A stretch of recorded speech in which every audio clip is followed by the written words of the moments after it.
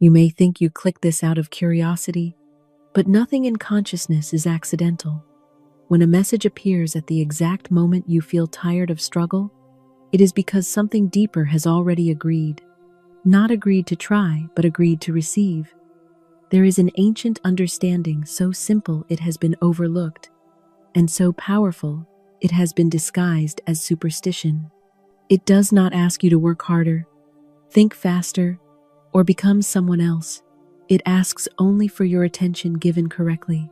Most people spend years chasing wealth while unknowingly pushing it away. They labor, plan, and hope, yet feel an invisible resistance they cannot explain. The mistake is never effort, it is direction. Life moves where it is lawfully invited. You see, prosperity is not persuaded by need. It does not respond to urgency or fear. It answers only to alignment, and alignment begins long before money appears quietly, inwardly, in the way one thinks and speaks. This is why some receive with ease, while others strain endlessly. One is cooperating with a principle, the other is fighting an outcome. The universe does not reward struggle, it rewards understanding. You may have been taught that ancient teachings belong to another time, but truth does not age. Law does not expire. What worked centuries ago works now because it was never cultural. It was eternal. There is a reason you have been given 40 minutes, not 5, not a sentence. 40 minutes to step out of old thinking and into a pattern that has quietly governed outcomes since the beginning of time. Most teachings fail because they overwhelm. This one succeeds because it simplifies. It removes confusion. It restores authority to where it belongs inside you, not in circumstances. The wealthy are not luckier. They are not smarter. They are not more deserving. They are more obedient to law, even if they do not know its name. And obedience to law always produces results. You may have noticed that effort without peace exhausts you. That wanting without certainty drains you. This is because desire mixed with doubt cancels itself. Two commands cannot occupy the same space. Fear is not humility. It is misdirected faith. And faith, once set in motion, must produce something. The question is never if it will work, but for what. You have been creating all along.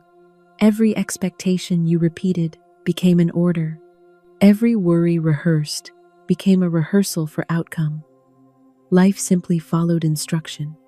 The ancient teaching you are about to hear does not ask you to deny reality. It asks you to reassign authority, to stop letting appearances speak louder than truth. This is not about pretending. It is about commanding from a deeper level where cause is formed before effect ever appears. If you have felt delayed, it is because the signal was mixed. If you have felt blocked, it is because the channel was cluttered. The law itself never fails. It only waits for clarity. 40 minutes is enough time to hear what you were never taught. Enough time to interrupt patterns that have repeated for years. Enough time to change how the year unfolds from this moment forward. Do not underestimate the power of a single realization. One understanding applied consistently outweighs years of effort applied blindly. When you align with principle, things begin to move without strain. Opportunities arise without chasing. Resources appear without panic. This is not coincidence. It is response. The ancient ones understood something. Modern minds forget. Wealth is not accumulated, it is allowed. And allowance begins when resistance ends. This teaching does not ask you to believe blindly. It asks you to test it quietly, to watch what happens when you stop arguing with good and begin cooperating with it. Once you understand how to remove the inner contradiction, you will notice something remarkable. Life stops feeling heavy. The year stops feeling uncertain. Possibility begins to feel natural. This is not about predicting the future. It is about directing it from its source. Stay with these 40 minutes. Not because you must, but because once the law is seen, it cannot be unseen. This year will no longer be a question mark. It will become an answer already forming, one quiet alignment at a time. I would like to begin by speaking of a law so ancient and so exact that it has governed prosperity since the beginning of time, long before men named it, debated it, or forgot it. This law does not belong to one nation, one era, or one teaching. It is woven into life itself. Men have grown wealthy through it without knowing its name, and others have remained poor while working tirelessly against it. For the law does not reward effort, it rewards understanding. Most people believe that wealth is created through struggle, through long endurance, through pushing against circumstance. They say, if I work hard enough, if I plan carefully enough, if I worry enough, something must change. Yet I have known many who worked hard all their lives and never escaped anxiety. I have also known those who seemed to receive with ease and whose affairs unfolded naturally, without strain. The difference was never luck. It was alignment. Prosperity is not persuaded by need. It is not impressed by urgency. It does not arrive because one deserves it or begs for it. Prosperity answers only to law, and law is impersonal, obedient, and exact. It does not ask how sincere you are. It responds to what you consistently agree with inwardly. There is an ancient misunderstanding which has kept many from their good. People imagine that humility means expecting little, that modesty means lowering hope, that wisdom means preparing for disappointment. In doing so, they unknowingly command limitation. The law cannot distinguish between humility and fear. It hears only the order. Man is always issuing commands. He issues them through his speech, through his habitual thoughts, and through the expectations he repeats day after day. He may believe he is merely being cautious, practical, or realistic, yet the subconscious mind does not interpret motives. It obeys impressions, and life follows obediently. I once knew a man who said constantly, "I must be careful. Money is hard to come by." He believed he was being wise, yet money was always hard to come by. When he learned that his words were shaping his experience, he began to change them. He said quietly, "Money comes to me easily through divine order." At first, nothing seemed different. Then opportunities appeared. New contacts came. His income increased. The law had simply been given a new instruction. Wealth is not something one must chase. It is something one must allow, and allowance begins with removing inner contradiction. Many people desire prosperity, yet speak daily of lack. They affirm abundance, yet brace themselves for loss. Two commands cannot occupy the same space. One must prevail, and it is always the one repeated most faithfully. The ancient teaching I speak of is simple. Life moves where it is lawfully invited.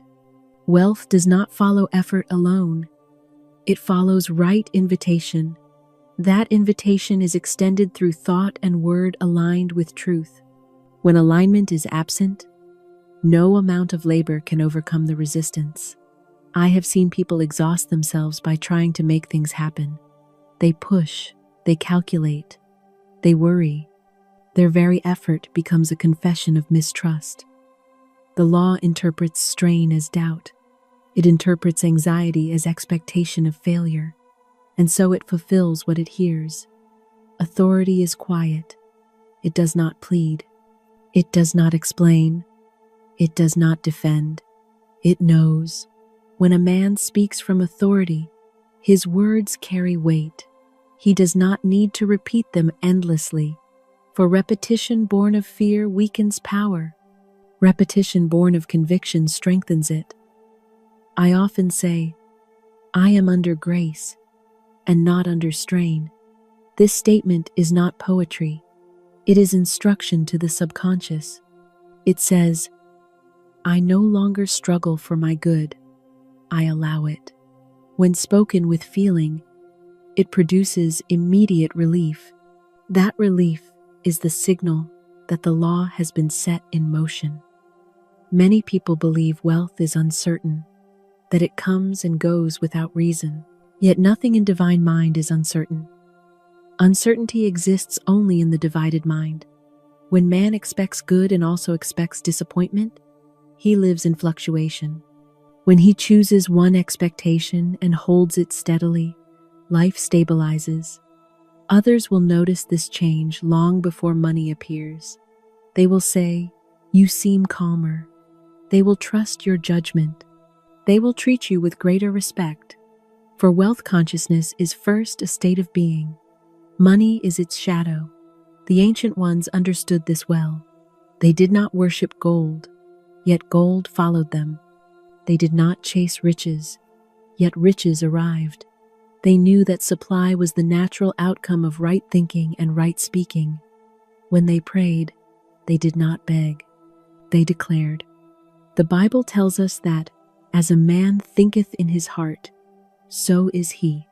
It does not say, as he hopes, or as he tries. Thought held steadily becomes form. Word spoken with authority becomes law. Many people live their lives rehearsing what they fear. They speak of prices rising, of opportunity shrinking, of age limiting them. Each rehearsal strengthens the command. Life responds faithfully. It does not argue, it fulfills. But when a man stops rehearsing fear and begins rehearsing truth, something remarkable happens. Resistance dissolves, the way opens. What once seemed difficult becomes natural. This is not coincidence. It is obedience to law. I have known women who feared to pay their bills, believing that once money left their hands, it was gone forever. When they learned to say, "My supply comes from God. I have the magic purse of the Spirit," fear dissolved. Money came from unexpected places. The purse proved itself magic. The magic purse is not superstition. It is consciousness. It is the understanding that supply does not come from one channel, but from an infinite source. When man trusts the source, channels multiply. Wealth responds to expectation, not to desperation. When one watches anxiously, the law hears fear. When one rests in expectancy, the law hears confidence. Confidence accelerates. Fear delays. This ancient teaching does not require you to deny appearances. It requires you to refuse to give them authority. Appearances are effects. Thought is cause. When cause is corrected, effect must change. You may feel, even now, a quiet shift taking place. A sense that wealth has never been withheld, only delayed by misunderstanding. This realization alone begins the change. As you move forward, remember this: the law has never failed you. It has only obeyed you. And when you learn to speak with understanding instead of habit, wealth will answer as naturally as an echo answers a call, for life is always responding. The question is never whether it will respond, but to what. And it is this understanding of response, of return, of the boomerang law of words, which must now be made clear, for authority without wisdom must be guided. And it is to this law of return that we now turn. I would like now to speak of the law, which reveals why so many earnest people work, plan, and pray, yet find their affairs circling the same narrow path. It is the law of return, the boomerang law of words and thoughts. Whatever man sends forth, whether knowingly or unknowingly, must return to him, enlarged by repetition and strengthened by belief. This law is not moral judgment. It is spiritual mechanics. It cannot be persuaded, delayed, or excused. It acts with perfect obedience. Most people do not realize that life has been answering them all along. They say, Why does this keep happening to me? Not knowing that they themselves have been keeping it alive through word and expectation. Life is a faithful mirror. It reflects the dominant order impressed upon it. When the order changes, the reflection must change. I have often said that the game of life is a game of boomerangs. A man throws out his words, and they return to him bearing fruit. If he throws out words of fear, fear returns clothed as circumstance. If he throws out words of limitation, limitation meets him again and again. If he throws out words of blessing, blessing comes back, often through channels he never planned. Many people imagine that casual speech carries no weight. They say things lightly, humorously, or modestly, believing these words harmless. Yet the subconscious mind does not interpret humor or modesty. It accepts the picture presented and sets about reproducing it faithfully. A repeated remark becomes a belief. A belief becomes an experience. I once knew a woman who said frequently, "I never have enough money." She said it without bitterness, believing it was simply a fact. And indeed, it was always a fact in her life. When she learned that her words were commands rather than observations, she began to change them. She said quietly, "I always have enough, and more." At first it felt strange, then it felt natural, and then it became true. The boomerang returned bearing a new order. Thought is also speech. Silent speech is often more powerful than spoken words, for it is repeated more often and questioned less. Many people speak hopeful words aloud while inwardly rehearsing doubt. The inner conversation always prevails, for it is believed. Until this conversation is disciplined, outer affirmation remains weak.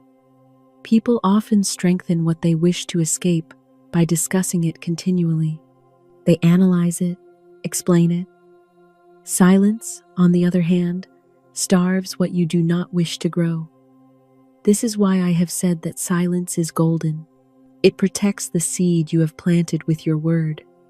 The boomerang law governs how man speaks of others. What he says about another, he says about himself. What he wishes for another, he invites into his own experience. If he speaks of dishonesty, he will meet dishonesty. If he speaks of generosity, generosity will find him. This is why Jesus said, "Judge not, that ye be not judged." Judgment is a command for judgment in return. I recall a man who was sharply critical. He criticized his family, his employer, and life itself. He complained that people treated him unfairly. When he learned to bless instead of criticize, his experience changed rapidly. People softened. Circumstances improved. He said, "It is as though I have stepped into a different world." He had. The boomerang had changed direction. Envy is another form of destructive speech, though it is often silent. When a man envies another's success, he is saying inwardly, "There is not enough." This belief closes his own channel. When he blesses another's success, he affirms abundance, and abundance must respond. I have seen this law work with exactness. A woman once came to me filled with resentment because a friend had received a fine gift. She felt overlooked and injured. I gave her this affirmation: "What God has done for others, He now does for me and more." She repeated it faithfully, though at first it felt mechanical. Soon her resentment dissolved, and shortly afterward she received an exact duplicate of the gift, plus another blessing. The boomerang returned, bearing increase.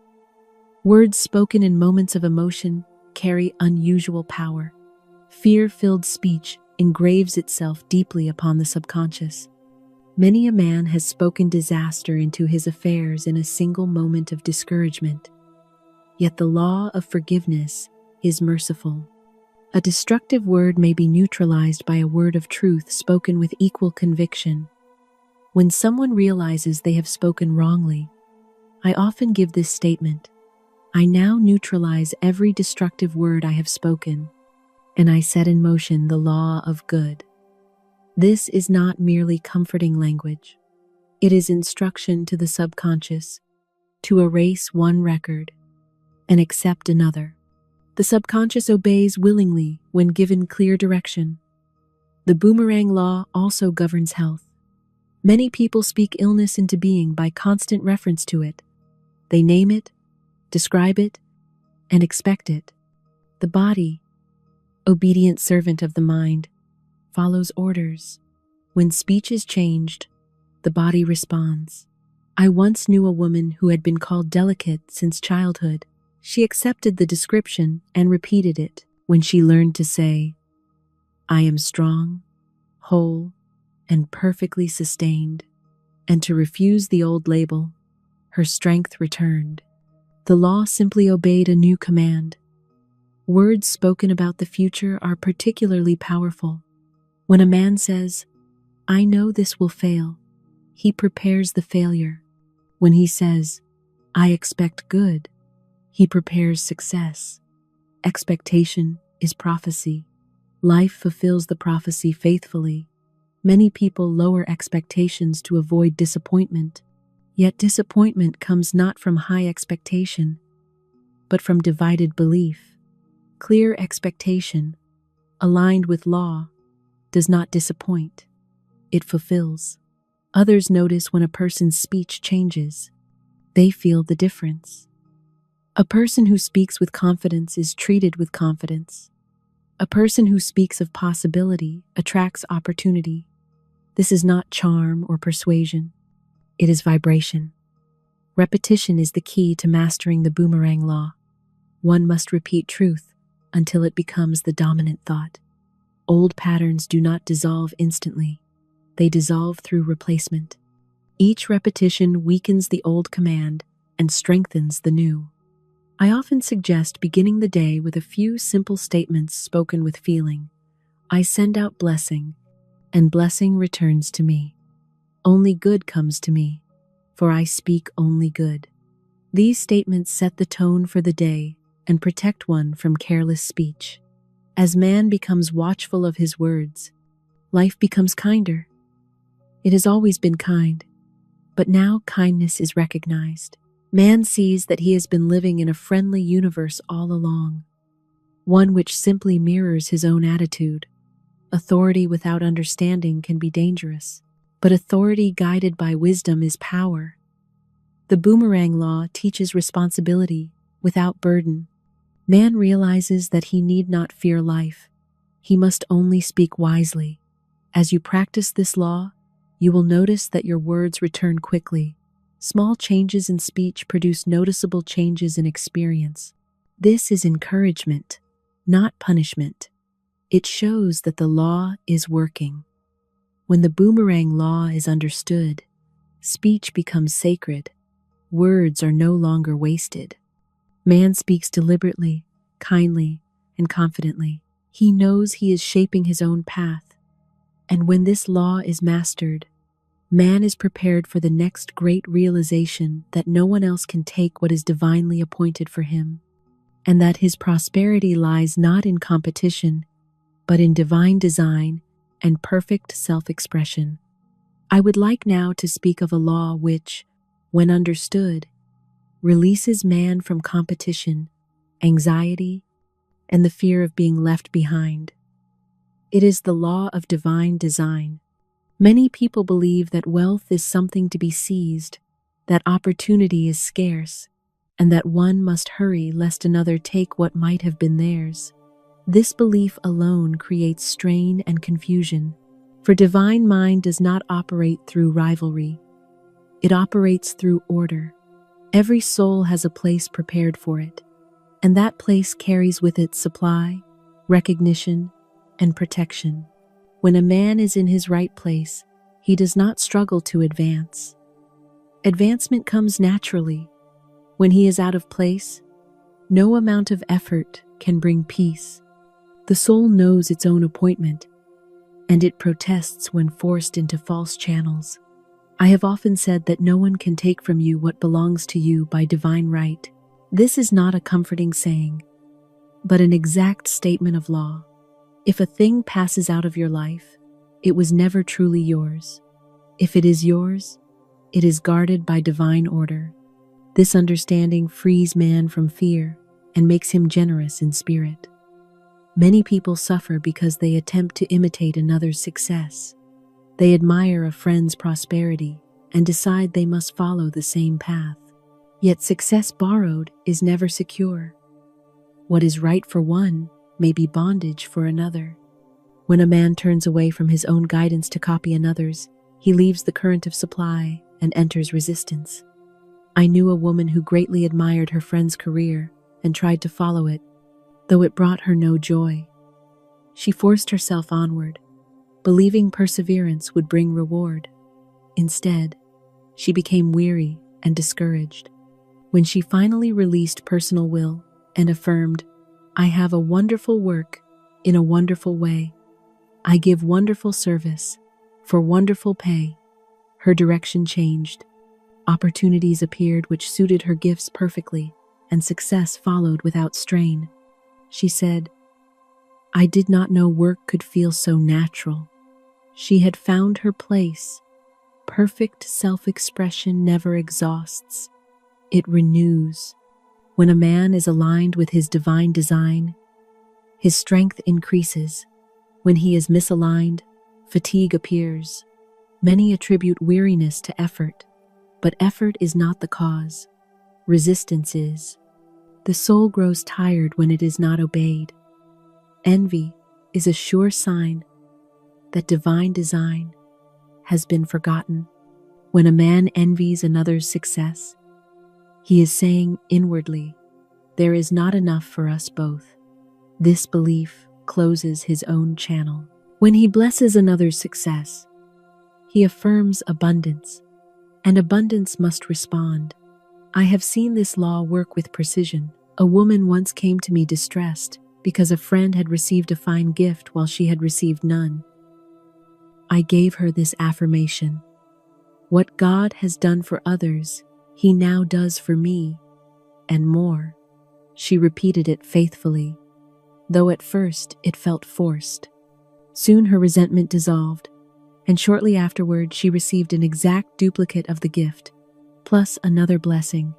The law had responded to her change of consciousness. Divine design also governs timing. Many people say, "I am too late," or "My chance has passed." These words deny the law. There is no delay in divine mind. When man is aligned, his opportunity appears at the appointed hour.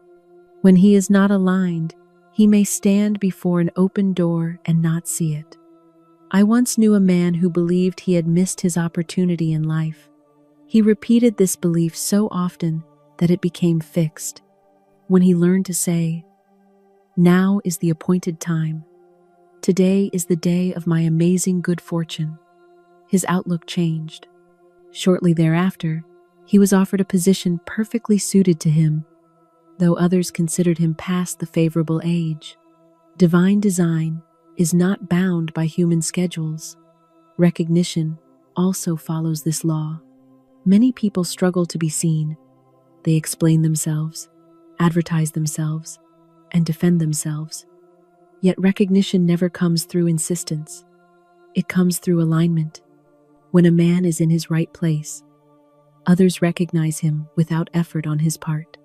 I have noticed that truly successful people do not speak much of success. They are absorbed in what they are doing. They enjoy their work.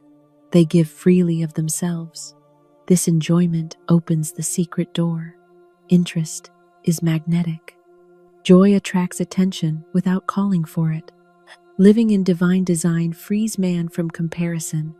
He no longer measures his progress against another's. He understands that each soul moves according to its own rhythm. He walks steadily, without hurry and without fear. This steadiness gives dignity. Others sense it and respect it. Relationships also fall under this law. No relationship that is truly ordained can be lost. When a person fears loss, he clings, and clinging repels. When he trusts divine design, he releases, and release attracts. Only that which does not belong falls away. I have known people who remained in unhappy conditions because they feared that nothing better would come. This fear assumed that good was accidental, but good is designed. When one lets go of what is wrong, one makes room for what is right. There is no loss in divine mind. This statement is powerful when fear of loss arises. There is no loss in divine mind. Therefore, I cannot lose. When spoken with conviction, it restores peace and trust. The subconscious responds by rearranging conditions accordingly. Divine design does not usually reveal the entire plan at once. Often only the next step is shown. This requires faith. Those who demand to see the whole path before moving remain stationary. Those who obey the step they are given are led onward, step by step, into security. The scriptures tell us that the steps of a good man are ordered. They do not say the entire journey is explained. Order is revealed through movement. Stillness of fear must precede movement of faith. As man aligns with divine design, his manner changes. He is no longer apologetic. He no longer begs for opportunity. He expects cooperation. Others respond to this expectation. They feel confidence in him. They trust his decisions. Authority grows quietly. I have seen people transformed when they stopped saying, "I must make this work," and began to say, "I desire only that which is mine by divine right." This single shift dissolves struggle. The law responds instantly to surrender. Repetition is essential in establishing this consciousness. Old habits of comparison and fear must be replaced. These affirmations are helpful when used faithfully. I am in my right place, at the right time. I cannot miss my divine appointment. What is mine comes to me easily. As these ideas are impressed upon the subconscious, doubt fades. Man begins to trust himself not from pride, but from alignment. He listens more carefully. He chooses more wisely. He feels guided rather than driven. When divine design is understood, life ceases to feel accidental. Each experience is seen as preparation. Even apparent detours reveal their purpose. Man no longer asks, "Why did this happen to me?" but "Where is this leading me?" And that question opens the way. This understanding prepares the mind for the next great law, the magic path of intuition. For once a man trusts that his good is designed, he is ready to follow the inner voice which leads him to it, step by step, without confusion or fear. When a man has come to understand that his good is designed, and that no one can take from him what belongs to him by divine right, he is ready to follow the way by which that good is revealed. This way is the magic path of intuition. It is not a path marked by signs and explanations, but by quiet certainty. Many pray for guidance and then rush about in confusion because they pray without listening. They ask for direction and then insist upon reasoning it out. In doing so, they silence the very voice which would lead them safely. I have often said that prayer is telephoning to God, and intuition is God telephoning to you. Prayer prepares the mind to receive.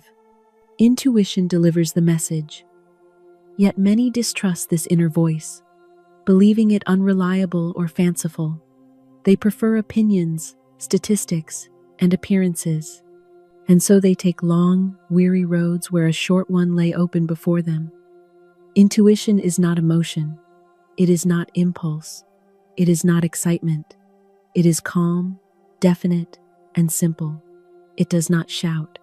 It does not hurry. It does not argue.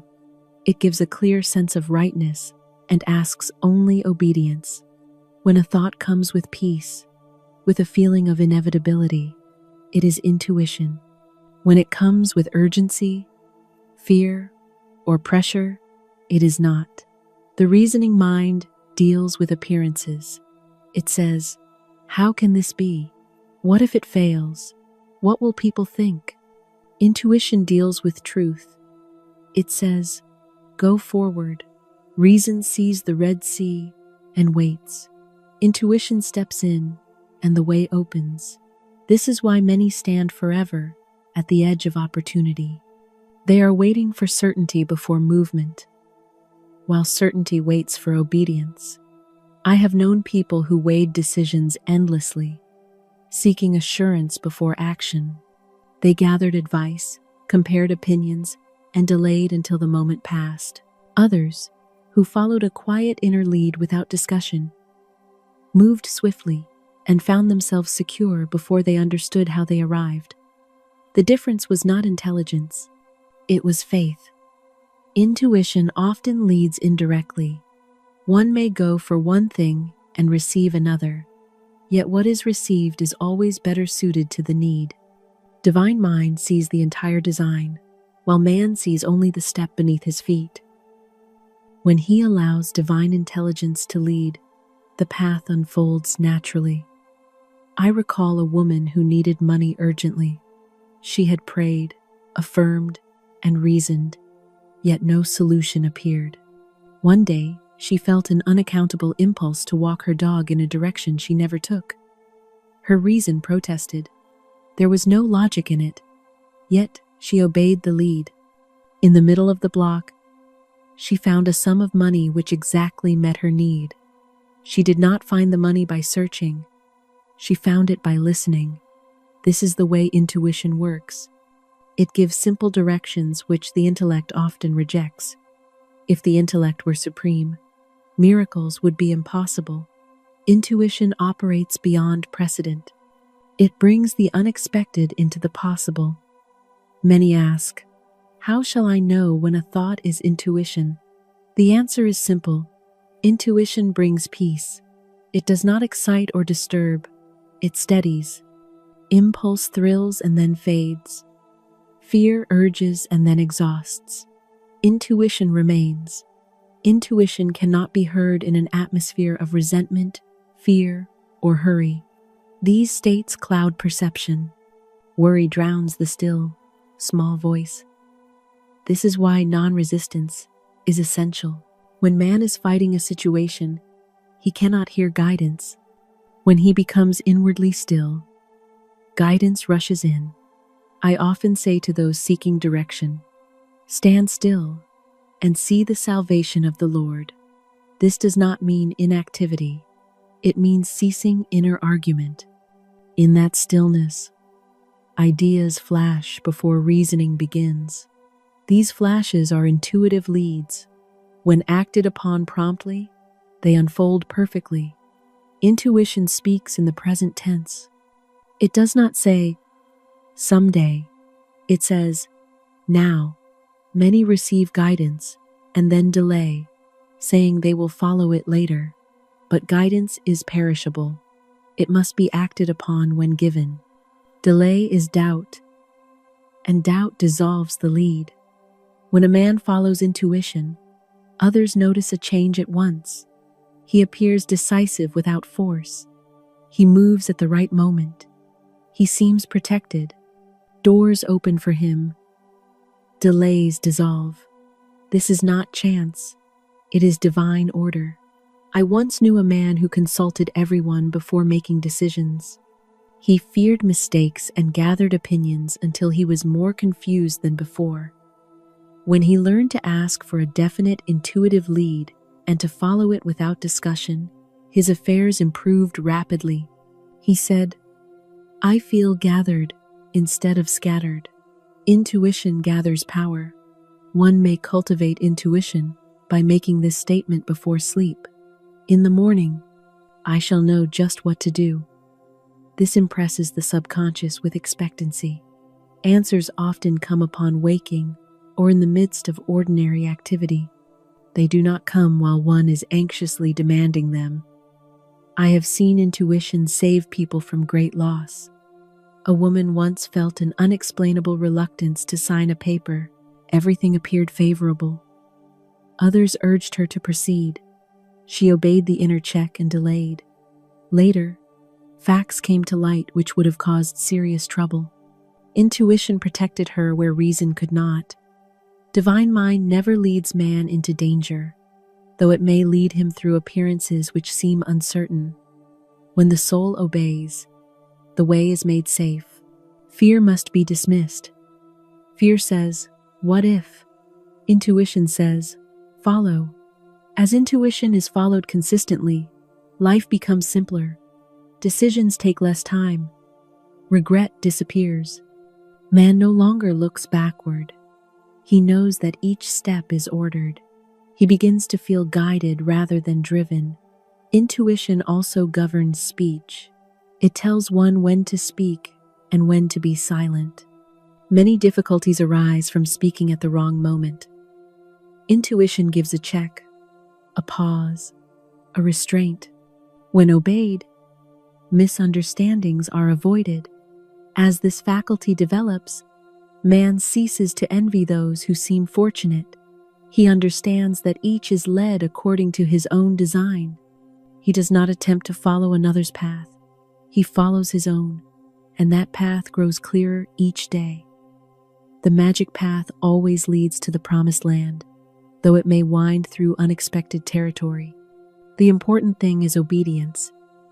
Each step taken in faith strengthens the next. Confidence grows. Fear fades. I often give these affirmations to strengthen trust and intuition. I am divinely led, and I make right decisions. I follow the magic path of intuition, and my way is made easy. When spoken faithfully, these statements quiet fear and restore confidence. When intuition is honored, man finds himself in the right place at the right time. He meets the right people. He escapes what is not meant for him. He receives what he could not have planned. This is law in action. Thus, intuition becomes the daily guide in the game of life. It replaces confusion with clarity and effort with ease. And it prepares the way for the next great lesson. For even intuition cannot operate fully where the soul clings, resists, or strives. That lesson is the art of non-resistance and the power of casting the burden. When a man has learned to listen for guidance and to follow the magic path of intuition, he must then learn the art which makes that guidance effective. This art is non-resistance.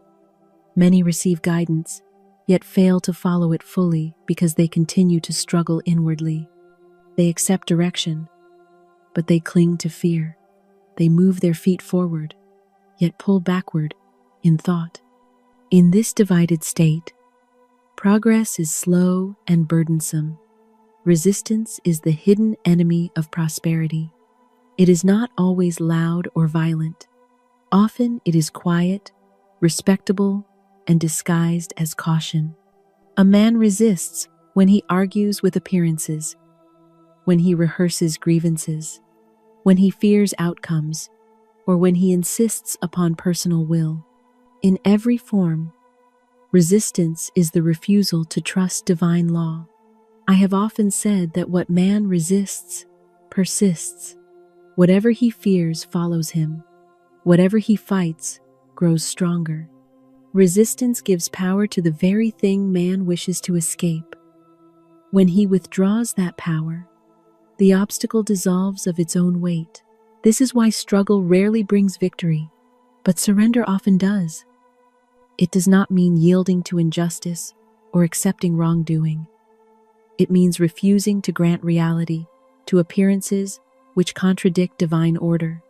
When man practices non-resistance, he steps aside and allows the law to act, and the law acts swiftly when unobstructed. I have seen resentment ruin health, delay prosperity, and cloud judgment. Resentment is a form of holding. It binds man to the past and keeps the wound alive. Many people rehearse old injuries daily, repeating conversations, justifying themselves, and reliving wrongs. In doing so, they keep the situation active, life, obedient, and exact. continues to mirror it. I once knew a woman who believed she was always treated unfairly. She expected injustice and found it everywhere. Employers disappointed her. Friends failed her. Circumstances opposed her. When she learned that her expectation was the command, she began to change her inner agreement. She affirmed quietly, "Divine justice now operates in my affairs." She refused to rehearse grievances. Gradually, the pattern dissolved.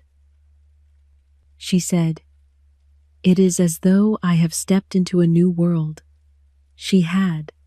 Forgiveness is the great dissolver of resistance. It is not something one does for another, but something one does for oneself. Forgiveness releases the grip of the past and restores power to the present. When resentment is dropped, energy returns. The situation often resolves without further effort. Sometimes it disappears entirely. Jesus taught non-resistance when he said, "Resist not evil." He did not mean that evil should be feared or condoned. He meant that evil has no power when truth is recognized. When man refuses to react and instead affirms truth, false conditions dissolve. Many people say, "But I am right." Being right has never healed a situation. Being free has. The desire to justify oneself binds one to the very thing one wishes to escape. When man releases the need to prove himself, the law takes over. I have seen situations change the moment someone stopped defending themselves. Casting the burden is the supreme act of faith. It means acknowledging that outcome belongs to God, not to man. As long as man carries the burden, he interferes. When he releases it, the law operates freely. Cast thy burden upon the Lord, and he shall sustain thee. This is not poetry, it is instruction. I often give this affirmation to those who are anxious or overwhelmed. I cast this burden on the Christ within, and I go free. When spoken with realization, it brings immediate relief. That relief is the sign that the burden has been transferred. If relief does not come, the burden has not yet been cast. One must repeat the statement until peace is restored. I recall a man who was consumed with anxiety over a business matter. He argued it endlessly in his mind and imagined every possible failure. When he learned to cast the burden and refuse further discussion of the problem, the anxiety lifted. Shortly afterward, the situation resolved favorably, with far less difficulty than he had feared. The law had been waiting for him to step aside. Resistance often appears as trying too hard. People say, "I must make this happen." That statement alone reveals mistrust. God does not require assistance. He requires cooperation. Cooperation means alignment, not pressure. The more man pushes, the more he blocks the flow. Non-resistance brings poise. The non-resistant person is not easily upset. He does not react, he responds. Others feel this steadiness and are influenced by it. They trust him. There is authority in calmness. I have noticed that when people stop fighting, life begins to fight for them. Obstacles remove themselves. Enemies become allies or pass out of the picture. This is divine law in action. Fear is another form of resistance. It resists good by expecting harm. Fear says, something will go wrong. Faith says, all is well. The law responds to the dominant expectation. When fear is indulged, it becomes prophecy. When it is denied, it dissolves. One must be especially watchful of fear disguised as caution. Many say, I am only being careful, when in truth they are being fearful. True caution is guided by intuition. Fear is restless and noisy. Intuition is quiet and sure. Non-resistance also applies to time. Impatience resists divine timing. When man insists that something must happen immediately, he often delays it. When he says, it comes at the right moment, under grace, the way opens. Divine mind knows no delay. Man introduces delay through hurry. I once knew a woman who longed to move from her surroundings and complained daily. Nothing changed. When she ceased complaining and affirmed, "I am divinely placed," her attitude shifted. Within a short time, a perfect opportunity appeared. The change came when resistance ended. The body responds to non-resistance as faithfully as circumstances do. Tension creates congestion. Relaxation restores flow. Many ailments arise from holding on, holding fear, holding anger, holding resentment. When these are released, the body responds naturally. I often remind people that God fights their battles when they cease fighting them. The long arm of God reaches over people and conditions, adjusting and protecting. Man need not manage outcomes. He need only manage his thought. As non-resistance becomes habitual, forgiveness becomes easy. Old grievances lose their charge. The past loosens its hold. This is freedom, and freedom is the natural state of the soul. Others will notice that you are no longer easily provoked. They may say you have changed. Indeed, you have. You have changed allegiance from fear to faith, from force to law. Your presence becomes calming. Your words carry weight. To establish this consciousness, repetition is essential. Truth must replace habit. These statements are powerful when used faithfully. I am non-resistant to good. No weapon formed against me shall prosper. Divine order is now established in this situation. When man no longer resists, intuition flows freely. Guidance becomes clear. Decisions are simple. Life becomes less complicated. The unnecessary falls away. The essential remains. Thus, non-resistance prepares the way for prosperity. Supply cannot flow through clenched hands. It requires openness. It requires trust. When man has learned to release, he is ready to receive.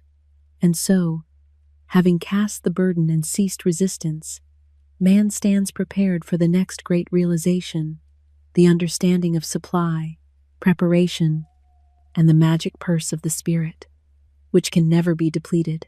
When man has learned to cease resistance and has truly cast the burden upon the Christ within, he becomes ready to understand the law of supply.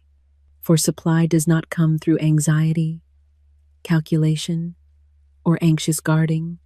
It comes through trust. Many people believe that money, health, and happiness are preserved by watchfulness and fear.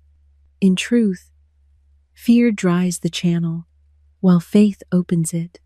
Supply flows only where it is expected. I have often said that prosperity is a state of consciousness. It is not something added from without, but something allowed from within. Where consciousness is rich, form must follow.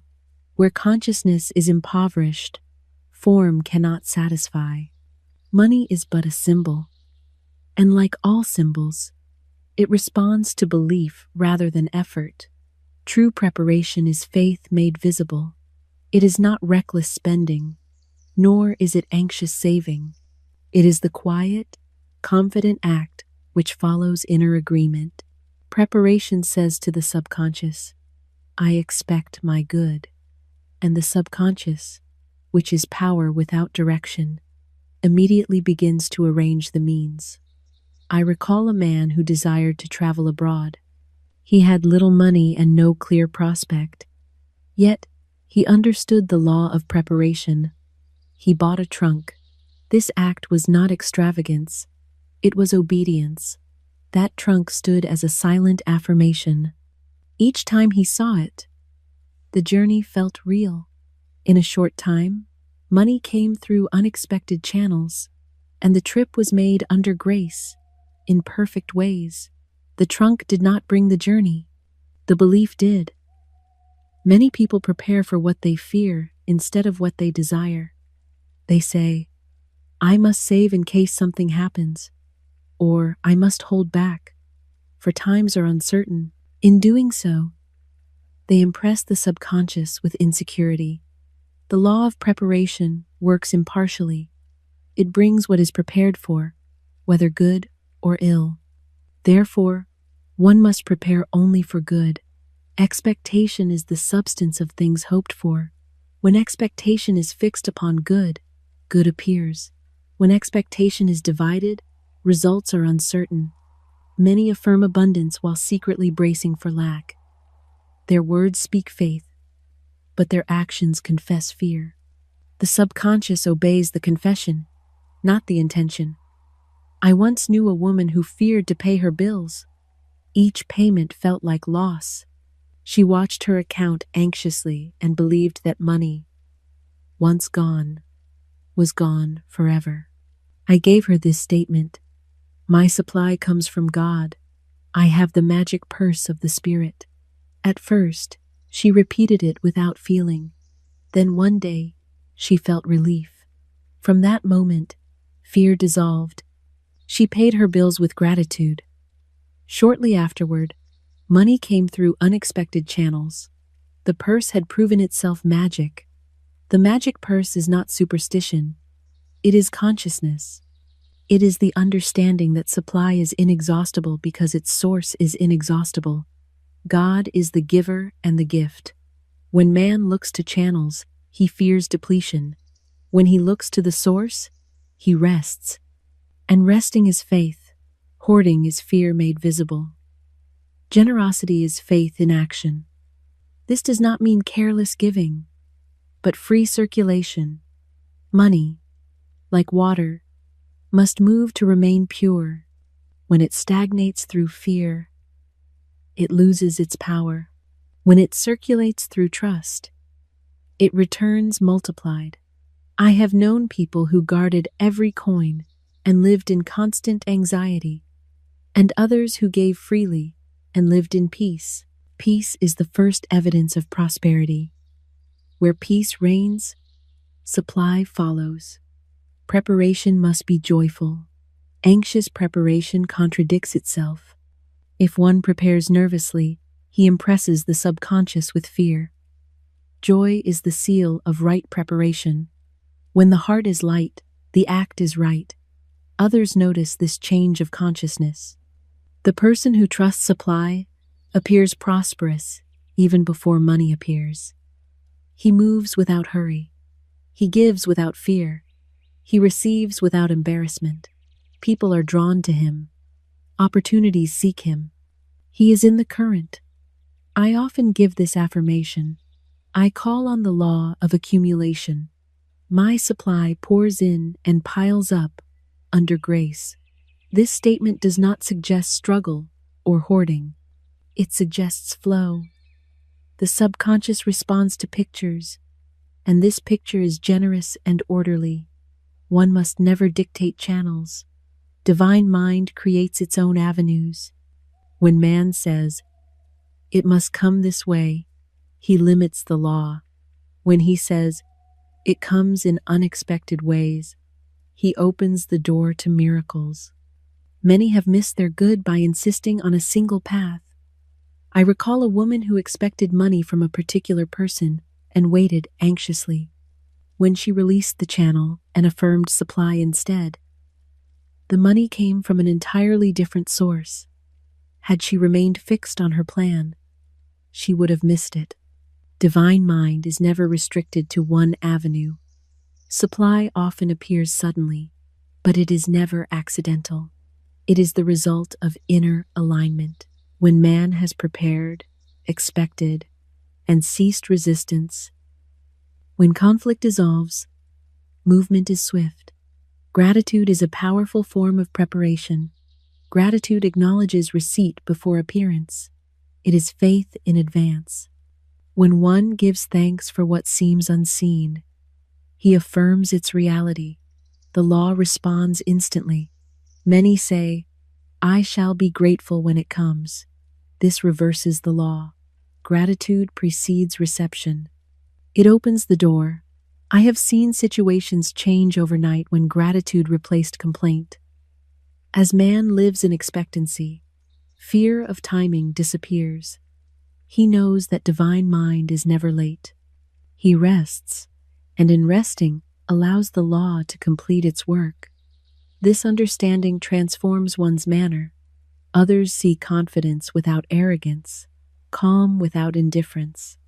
They sense that you expect good, and expectation is contagious. People begin to treat you according to your inner assumption. Supply also follows right service. When man gives the best of himself, he opens the way for the best to come to him. But service must be free, not bargaining. One must not say, "I will do this so that I may receive that." That is barter, not faith. Faith gives first.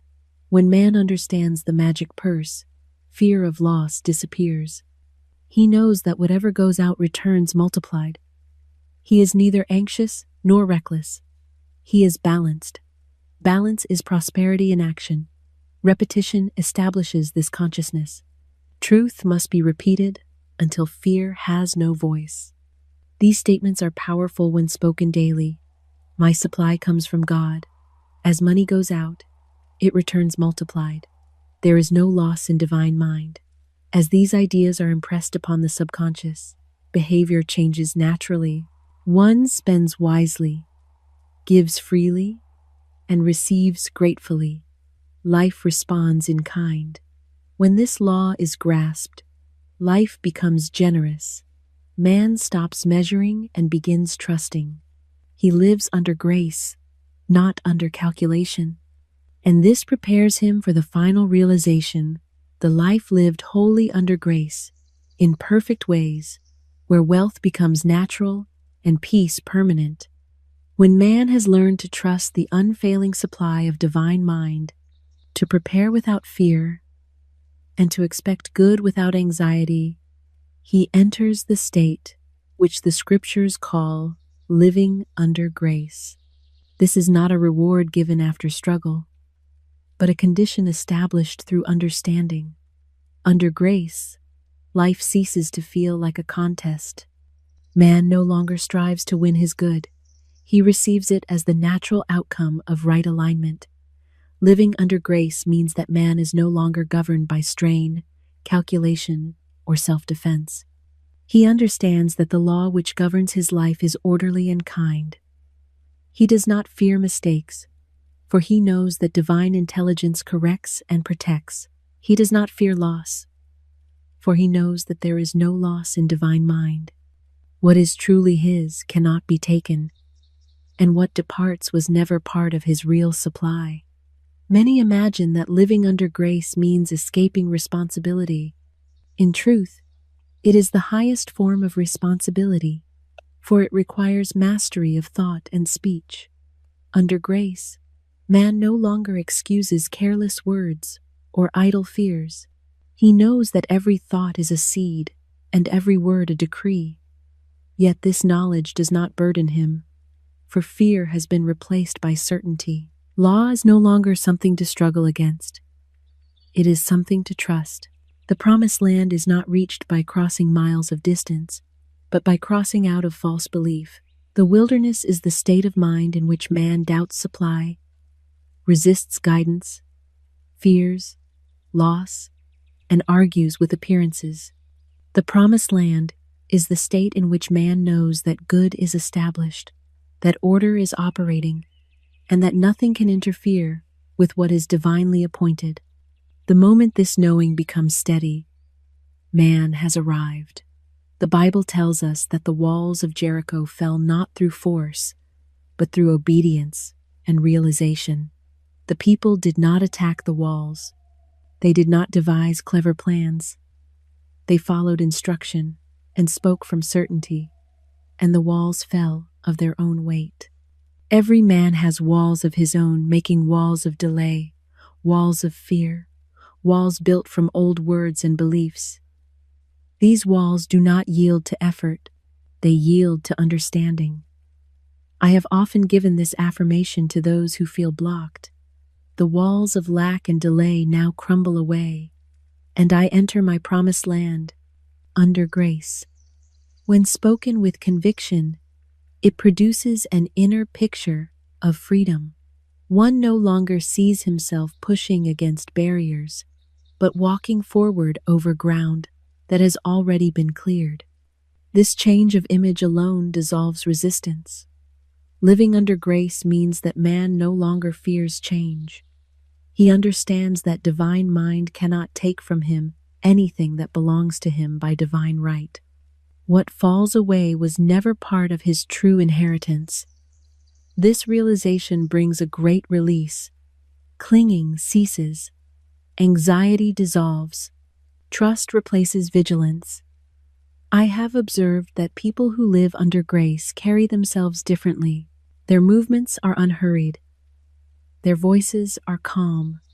They do not rush to justify themselves or to explain their position. Others feel at ease in their presence. Employers trust them. Friends rely upon them. Children sense safety. Authority without harshness radiates from them. This authority does not come from self-assertion, but from inner order.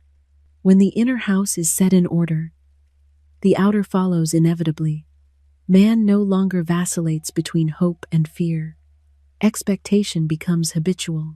He expects good as naturally as he once expected difficulty. The watchman at the gate must still remain faithful. Living under grace does not mean drifting. It means mastery. Old fears may attempt to return, but they are met calmly with truth and dismissed. One does not argue with them. One simply refuses to entertain them. In this way, the house remains in order. I often remind people that the game of life is a game of solitaire. No one plays against you. No one can defeat you. You are not in competition with another soul. You play only against your own beliefs. When those beliefs are aligned with divine law, the game becomes harmonious. There is no rivalry, no envy, no struggle, only unfolding.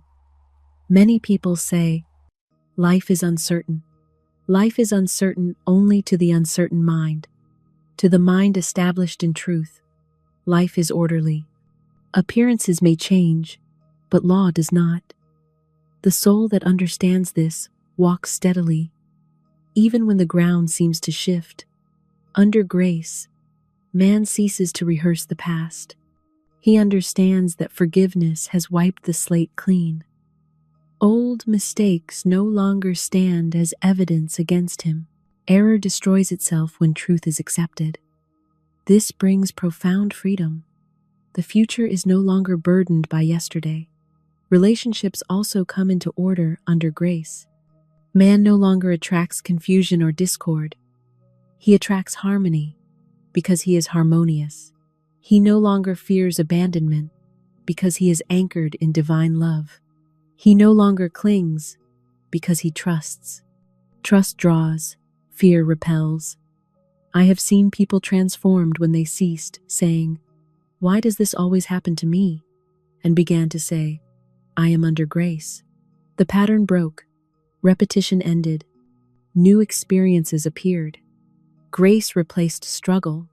Repetition remains essential, even here. Not repetition born of fear, but repetition born of joy. Truth is repeated because it restores balance, because it feels right, because it aligns the mind with order. These statements establish permanence. I am under grace and not under strain. Divine order governs my life. There is no loss in divine mind. When these ideas are impressed upon the subconscious, they become automatic. Reactions change. Expectations change. Life reflects it. Man no longer needs to remind himself constantly. The law operates without conscious effort. Living under grace also brings humility. One recognizes that good is not personal achievement, but divine operation. Pride dissolves. Gratitude takes its place. Gratitude is the climate of the promised land. Where gratitude lives, abundance remains. Under grace, timing no longer alarms. If something has not yet appeared, one knows it is preparing. There is no panic and no hurry. Divine mind is never late. The soul rests, and in resting allows the law to complete its work. Others may ask how you remain so calm. You may not be able to explain it fully. Explanation is unnecessary. Demonstration is enough. Your life becomes the teaching. The greatest sign that one has entered the promised land is this: peace no longer depends on conditions. Peace remains even while conditions change. This is mastery. This is freedom. The game of life then ceases to feel like a test to be passed. It becomes a game to be played wisely. Each day offers an opportunity to speak rightly, expect good, and trust the law. Each experience confirms understanding. I have seen men and women who once lived in fear become pillars of strength to others, not through preaching, but through example. Their very presence reassures. Their calm instructs. This is the highest form of service. When man lives under grace, he no longer asks, "Will it work?" He knows that law always works. His only concern is alignment. The rest takes care of itself. Thus, the ancient teaching is fulfilled not as a method, but as a way of being. It is the way of faith instead of fear, authority instead of effort, trust instead of strain. Wealth ceases to be a distant goal. It becomes a natural condition. The promised land is entered quietly. There is no trumpet blast. There is simply the deep, settled knowing that all is well.